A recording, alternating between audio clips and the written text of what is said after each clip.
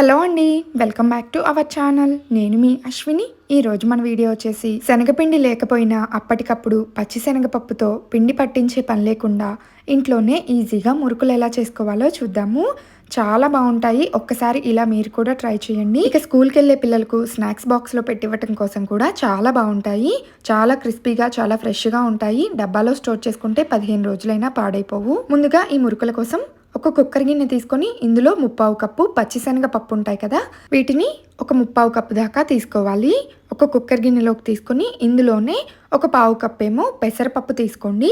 1/4 cup పచ్చిశనగ పప్పు తీసుకుంటే 1/4 కప్పు పెసరపప్పు తీసుకోవాలి.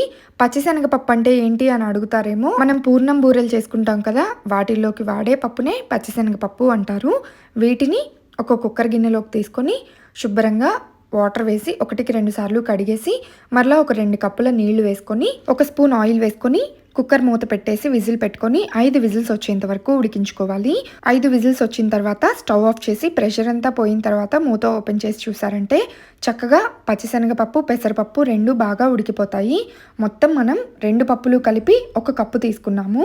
పచ్చిశనగపప్పు ఏమో 1/4 కప్పు 3/4 కప్పు అండ్ పెసరపప్పు ఏమో 1/4 కప్పు తీసుకున్నాము. మొత్తం 1 కప్పు పప్పు తీసుకున్నాము. వీటిని ఉడికించుకొని అయితే పక్కన పెట్టేసుకోండి పూర్తిగా చల్లారేంత వరకు. ఇలా పూర్తిగా చల్లారిన తర్వాత ఒక మిక్సీ జార్ తీసుకొని అందులోకి ఉడికించుకున్న పప్పు మొత్తాన్ని వేసుకొని అవసరమైతే కొంచెం వాటర్ వేసుకొని మెత్తగా ఫైన్ పేస్ట్ లాగా గ్రైండ్ చేసుకోవాలి. చూసారు కదా, ఈ విధంగా మెత్తగా ఫైన్ పేస్ట్ లాగా గ్రైండ్ చేసుకుంటే మనకి మురుకులు వేసుకోవటానికి శనగపిండి రెడీ అయిపోయినట్లే. మీ దగ్గర పెసరపప్పు లేకపోతే స్కిప్ చేసి మొత్తం 1 కప్పు పచ్చిశనగపప్పు అయినా తీసుకోవచ్చు.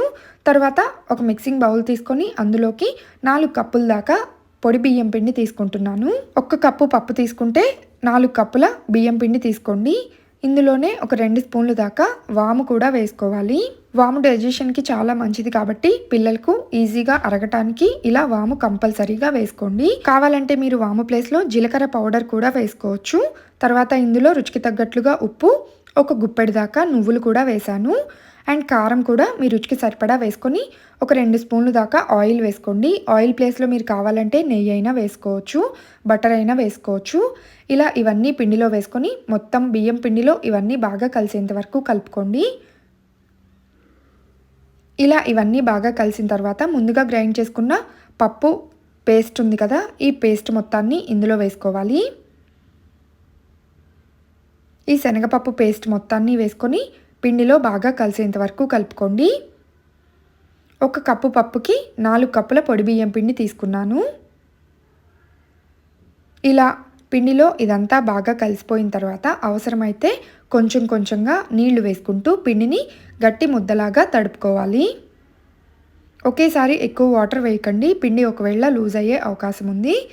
అలా ఒకవేళ లూజ్ అయితే కొంచెం పొడి పిండి బియ్యం పిండి వేసుకోవచ్చు.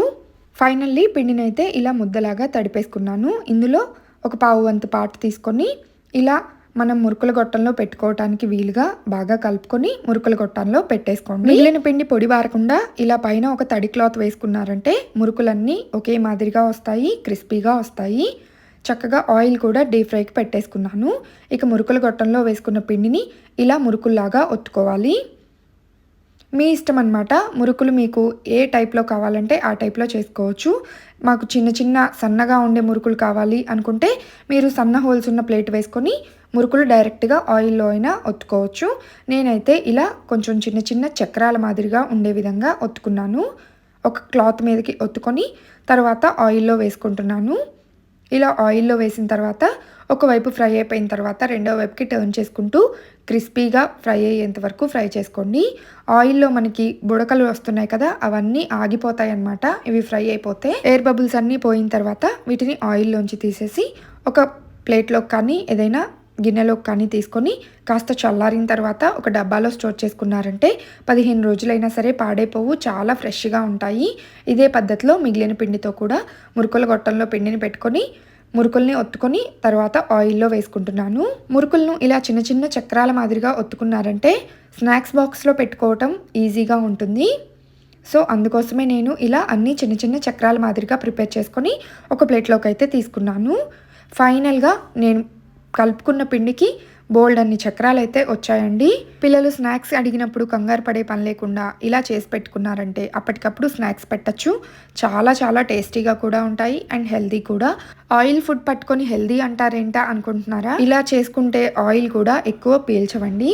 చాలా చాలా క్రిస్పీగా ఉంటాయి, చాలా టేస్టీగా కూడా ఉంటాయి. పిల్లలు ఇంత కొంచెం మొత్తంలో డైలీ ఒక 2-3 మురుకులు తింటే ఏమీ కాదు, డైజెషన్ కూడా ఈజీగా అవుతుంది. తప్పకుండా మీరు కూడా ఈ మురుకులను అయితే ఒక్కసారి ట్రై చేయండి. ఇలా ట్రై చేసి ఎలా వచ్చాయో కామెంట్స్లో తెలియచేయండి. నేను కలిపిన పిండికైతే దాదాపుగా ఒక 100 పైనే మురుకులు అయితే వచ్చాయి. అన్నీ కూడా చాలా చాలా బాగున్నాయి. ఈ మురుకులు మీకు నచ్చితే లైక్ చేసి షేర్ చేయండి. ఇలాంటి మరెన్నో రెసిపీస్ కోసం వెంటనే నా ఛానల్ని సబ్స్క్రైబ్ చేసుకోండి. Thank you for watching friends. Bye bye.